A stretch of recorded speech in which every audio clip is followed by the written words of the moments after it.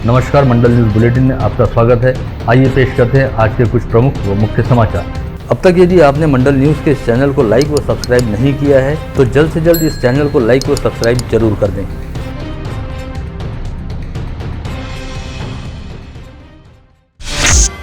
कई वर्ष पहले समूचे देश में गणेश मूर्तियों द्वारा दूध पीने की खबर आग की तरह फैली थी और हर कोई अपने घरों व मंदिरों में गणेश मूर्तियों को चम्मच से दूध पिलाने के लिए लालायित दिखाई दे रहा था। ठीक उसी तर्ज पर आज सुबह मध्य प्रदेश के सीहोर जिले से ऐसे ही एक चमत्कार की खबर आग की तरह फैलनी शुरू हुई, जो दोपहर बाद तक अमरावती जिले के आदिवासी बहुल क्षेत्र धारनी सहित अचलपुर तक पहुँच गई। इस खबर में दावा किया गया कि भगवान भोलेनाथ की शिवपिंड के साथ साथ नंदी की मूर्तियों द्वारा दूध और पानी का सेवन किया जा रहा है, जिसके बाद देखते ही देखते इन दोनों तहसीलों के तमाम मंदिरों में शिवपिंडी व नंदी की मूर्तियों को पानी व दूध पिलाने हेतु भाविक श्रद्धालुओं की भीड़ उमड़नी शुरू हो गई और हर कोई अपनी आंखों से इस चमत्कार को देखकर नमस्कार करने हेतु उतावला होता दिखाई दिया। धारनी व अचलपुर क्षेत्र के कई लोगों ने यह दावा किया कि खुद उन्होंने अपने हाथ से जब चम्मच के जरिए दूध अथवा पानी को शिवपिंड या नंदी की मूर्ति से सटाया तो देखते ही देखते पूरी चम्मच खाली हो गई। ऐसे में आज पूरा दिन अचलपुर और धारनी में जितने मुंह उतनी बातें वाली स्थिति दिखाई दी।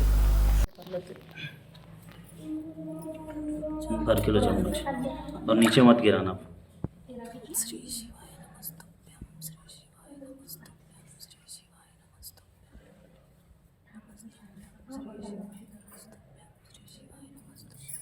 नमस्तुभ्यं, श्री शिवाय नमस्तुभ्यं, श्री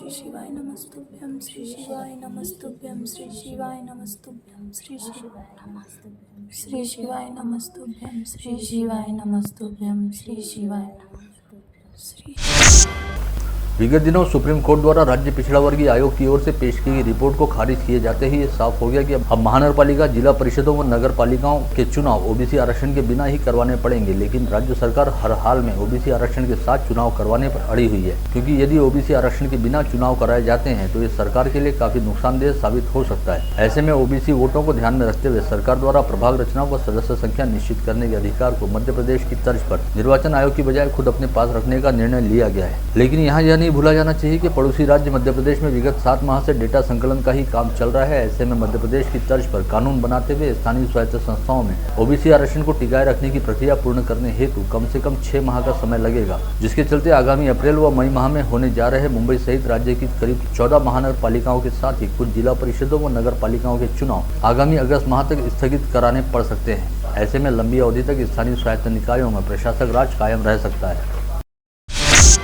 राज्य माध्यमिक व उच्च माध्यमिक शिक्षा मंडल द्वारा कल शुक्रवार से कक्षा 12वीं की बोर्ड परीक्षाएं लेनी शुरू की गई और पहले ही दिन अंग्रेजी विषय की परीक्षा लेने हेतु दिए गए प्रश्न पत्र में कई गलतियां रहने की जानकारी सामने आई। बोर्ड द्वारा पहले से तय किए गए प्रारूप से ठीक विपरीत पेपर आ जाने के चलते विद्यार्थी काफी संभ्रम में रहे। ऐसे में अब यह मांग की जा रही है कि बोर्ड के पैटर्न अनुसार यह परीक्षा दोबारा ली जाए। वहीं दूसरी ओर इस गड़बड़ी की खबर सामने आने के बाद राज्य शिक्षा बोर्ड द्वारा घोषणा की गई कि इस गलती के एवज में परीक्षार्थियों को एक अतिरिक्त अंक दिया जाएगा।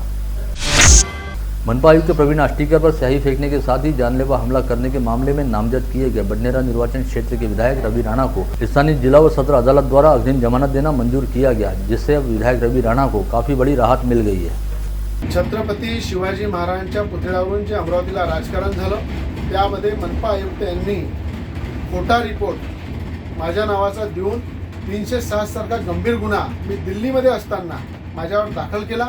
अमरावतीच्या सीपी आरती सिंग यांनी काही नेत्यांना खुश करण्यासाठी अमरावतीच्या पालकमंत्री, गृहमंत्री आणि मुख्यमंत्री यांच्या सांगण्यावरून 307 सारखा गंभीर गुन्हा माझ्यावर दाखल केलेला आहे। मी न्यायालयामध्ये गेलो, न्यायालयाने मला विश्वास होता, न्यायालयाने ज्या ठिकाणी मला न्याय दिला, एंट्रीसाठी बेल दिली आणि मी सोमवारी अधिवेशनामध्ये जाणार आहे आणि आष्टीकर मनपा आयुक्त आणि पोलीस आयुक्त आरती सिंग या दोघांवरही निलंबनाची कारवाई झाली पाहिजे।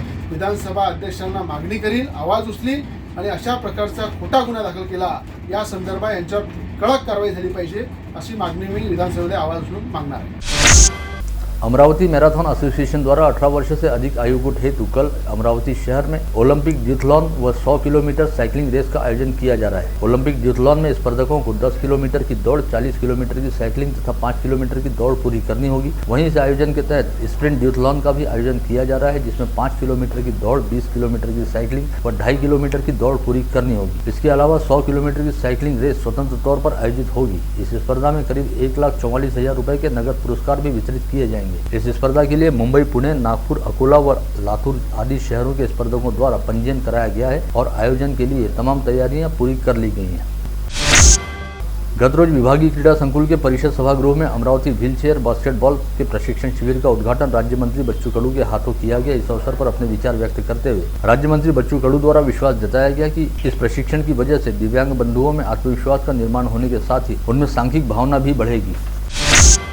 आगामी 8 मार्च से अमरावती महानगर पालिका में प्रशासक राज शुरू होगा, जिसके चलते महानगर पालिका में महापौर व उप महापौर सहित अन्य सभी पदाधिकारियों के कक्ष बंद हो जाएंगे और इन सभी के मानधन सहित वाहनों के ईंधन, मोबाइल व चाय पानी पर प्रतिमाह होने वाले 4.5 लाख रुपयों के खर्च की बचत भी होगी। इन सभी पदाधिकारियों को मनपा की ओर से दिए गए वाहन व सिम कार्ड भी 8 मार्च को मनपा के पास वापस जमा कराने होंगे। साथ ही महापौर, उप महापौर, पक्ष नेता, स्थायी सभापति, विरोधी पक्ष नेता, 5 जोन के सभापति व गुट नेता सहित 4 विषय समितियों के सभापतियों के कक्ष आगामी 9 मार्च से पूरी तरह बंद हो जाएंगे। गत वर्ष हुई जबरदस्त बारिश के चलते जिले के सभी सिंचाई प्रकल्पों में जल संग्रहण की स्थिति पूरे साल भर बेहद शानदार रही और कई बार बांधों के लबालब भर जाने की वजह से जल विसर्ग भी करना पड़ा। साथ ही रबी के सीजन में करीब 5 बार रबी फसलों की सिंचाई हेतु बांधों से नहरों में पानी छोड़ा गया, लेकिन इसके बावजूद इस समय जिले के सभी छोटे, बड़े व मध्यम प्रकल्पों में औसत 63% जल संग्रहण है, जो गत वर्ष की तुलना में काफी अधिक है। ऐसे में इस बार गर्मी के मौसम में जिला वासियों को जल किल्लत की समस्या का सामना नहीं करना पड़ेगा। सातुना परिसर स्थित सीए भवन में आज शनिवार 5 मार्च को जीएसटी अपडेट व नोटिस को लेकर मार्गदर्शन कार्यक्रम का आयोजन करने के साथ साथ हाल ही में सीए परीक्षा उत्तीर्ण होकर चार्टर्ड अकाउंटेंट बनने वाले मेधावी छात्र छात्राओं का अमरावती सीए ब्रांच द्वारा भावपूर्ण सत्कार किया गया। इस आयोजन के दौरान औरंगाबाद के चार्टर्ड अकाउंटेंट उमेश शर्मा द्वारा जीएसटी अपडेट व नोटिस तथा मुंबई के चार्टर्ड अकाउंटेंट दुर्गेश काबरा द्वारा ऑडिट क्वालिटी गुणवत्ता को लेकर अमरावती सीए ब्रांच के सभी पदाधिकारियों व सदस्यों सहित स्थानीय व्यापारियों का मार्गदर्शन किया गया, जिसके पश्चात नवंबर 2021 में चार्टर्ड अकाउंटेंसी की परीक्षा उत्तीर्ण कर सीए बनने वाले मेधावी छात्र छात्राओं का उपस्थित गणमान्यों के हाथों भावपूर्ण सत्कार हुआ।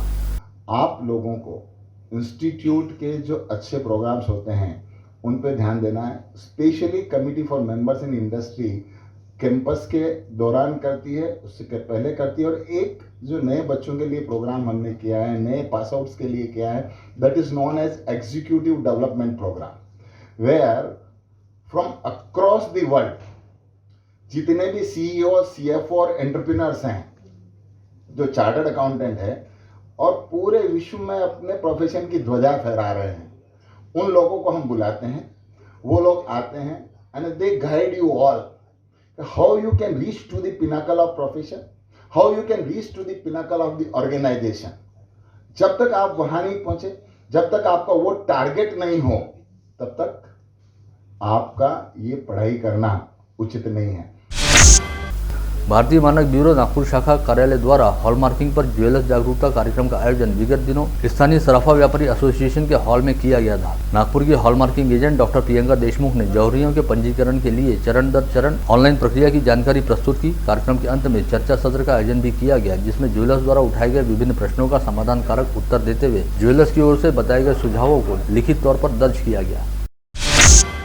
विगत 24 घंटे के दौरान जिले में एक व्यक्ति कोविड संक्रमित पाया गया। इस समय जिले में एक्टिव पॉजिटिव मरीजों की संख्या 8 है, जिनमें मनपा क्षेत्र के 1 तथा ग्रामीण क्षेत्र के 7 मरीजों का समावेश है। इनमें से 5 मरीज कोविड अस्पताल में भर्ती है, वहीं मनपा क्षेत्र में 1 व ग्रामीण क्षेत्र में 2 मरीजों को होम आइसोलेशन में रखा गया है। साथ ही आज 5 मरीजों को कोविड मुक्त हो जाने के चलते डिस्चार्ज दिया गया।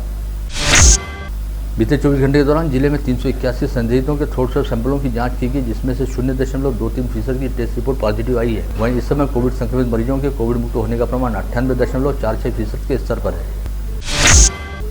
आज समूचे संभाग में कुल 16 कोविड संक्रमित मरीज पाए गए, जिनमें अकोला के 7, बुल्ढाना के 1 व वाशिम के 7 मरीजों का समावेश है। साथ ही संभाग में 30 मरीज कोविड मुक्त हुए, जिनमें अकोला के 6, यवतमाल के 5, बुल्ढाना के 10 व वाशिम के 4 व्यक्तियों का समावेश रहा। जिले में आगामी 7 से 10 मार्च के दौरान कई स्थानों पर बिजली की तेज गड़गड़ाहट के साथ हल्के व मध्यम स्तर की बारिश हो सकती है। इस बात के मद्देनजर दुर्गापुर स्थित कृषि विज्ञान केंद्र के कृषि विज्ञानियों द्वारा जिले के सभी किसानों से आह्वान किया गया है कि वे अपने खेतों में खड़ी फसलों की जल्द से जल्द कटाई कर लें, साथ ही अपनी उपज को सुरक्षित स्थान पर संग्रहित कर लें, ताकि बारिश में उपज का किसी तरह से कोई नुकसान न हो। महाराष्ट्र के राज्यपाल भगत सिंह कोश्यारी द्वारा विगत दिनों छत्रपति शिवाजी महाराज व क्रांति ज्योति सावित्रीबाई फुले को लेकर दिए गए बयानों का निषेध करते हुए प्रहार जनशक्ति पार्टी की महानगर शाखा द्वारा आज अपना निषेध जताने हेतु रक्तदान शिविर का आयोजन किया गया। प्रहार पार्टी के प्रमुख व राज्य मंत्री बच्चू कडू की उपस्थिति के बीच प्रहार के महानगर प्रमुख बंटी रामटे के नेतृत्व में आयोजित इस शिविर में करीब 48 कामगारों द्वारा रक्तदान किया गया। भारतीय जनता पार्टी के जिला महामंत्री प्रशांत शेगोकार द्वारा चांदूर बाजार तहसील के पदाधिकारियों व कार्यकर्ताओं की बैठक सिरजगांव कस्बा में ली गई। इस समय उन्होंने कहा कि राज्य की महाविकास आघाड़ी सरकार ने एक तरह से भ्रष्टाचार का बीड़ा उठा रखा है और आम जनता के सामने सरकार की पोल खोलते हुए भाजपा के सभी पदाधिकारियों व कार्यकर्ताओं ने इस सरकार की असलियत को उजागर करना चाहिए। गत रोज रिद्धपुर गांव में डॉक्टर बाबा साहब आम्बेडकर की प्रतिमा की अवमानना करने की बात उजागर होते ही गांव में भारी तनाव की स्थिति निर्माण हुई थी और तनाव को देखते हुए पूरे गांव में कड़ा पुलिस बंदोबस्त लगाया गया था। पश्चात पुलिस द्वारा इस मामले की सीआईडी से जांच कराने का आश्वासन देने और आरोपियों को जल्द से जल्द गिरफ्तार करने की बात कहने पर गाँव की जनता शांत हुई। इस समय रिद्धपुर गाँव में पूरी तरह से शांति का माहौल है। हालांकि इसके बावजूद आज परिसर में पुलिस का तगड़ा बंदोबस्त दिखाई दिया। सिटी कोतवाली पुलिस थाना क्षेत्र के मनपा मार्केट चौधरी लॉज के सामने स्थित इलेक्ट्रिक सामग्री के गोदाम से सीलिंग फैन के कार्टून चुराने वाले 2 चोरों को पुलिस ने गिरफ्तार करने में सफलता हासिल की। साथ ही पुलिस ने अब्दुल साजिद व जमील अहमद के पास से 52 सीलिंग फैन भी बरामद किए हैं। 4 पहिया वाहन चोरी में माहिर कुख्यात चोर को सिटी कोतवाली पुलिस थाने के डीबी स्क्वाड ने गिरफ्तार करने में सफलता हासिल की। साथ ही परतवाड़ा में छिपाई गई 3 लाख रुपए कीमत की बोलेरो कार भी बरामद की। हिरासत में लिए गए आरोपी का नाम मोहम्मद साबिर मोहम्मद रफीक बताया गया है। गत रोज गाड़गीनगर पुलिस थाना क्षेत्र के गंडीवाल लेआउट परिसर स्थित निर्मल कलश अपार्टमेंट में 14 वर्षीय शमिका अनिल पानोडे नामक कक्षा 9वीं की छात्रा ने अपने घर में ही फांसी लगाकर आत्महत्या कर ली थी। 48 घंटे बीत जाने के बावजूद अब तक इस मामले की गुत्थी नहीं सुलझ पाई है और अब तक यह पता नहीं चल पाया है कि आखिर शमिका ने यह आत्मघाती कदम क्यों उठाया था।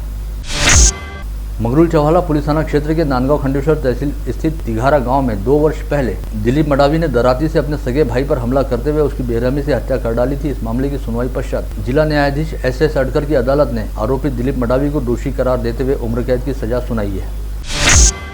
पुलिस आयुक्त के विशेष दल ने गाड़गीनगर पुलिस थाना क्षेत्र के गाड़गीनगर शेरगांव चौक रोड पर साजन नामक दुकान पर छापा मारा, जहां से कुछ लोगों को जुआ खेलते हुए गिरफ्तार किया गया। सभी आरोपियों को अगली कार्रवाई के लिए गाड़गीनगर पुलिस के हवाले किया गया है।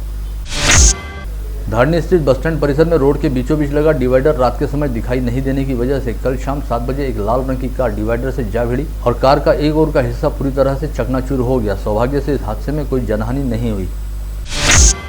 जरूर से सालबर्दी की यात्रा में व्यवसाय करने के लिए आए एक 23 वर्षीय युवक की माडू नदी के हाथी डोह में डूबकर मौत हो गई। मृतक की शिनाख्त वरुड़ के जरूर निवासी संजय सोनोने के तौर पर हुई है। यवतमाल जिला अंतर्गत आर्नी में सैयद रशीद सैयद मूसा नामक दामाद ने जावेद अली किस्मत अली उर्फ छोटू कबूतर नामक अपने चचेरे ससुर की पत्थर से कुचलकर हत्या कर डाली। पुलिस ने आधे घंटे के भीतर आरोपी को गिरफ्तार किया है।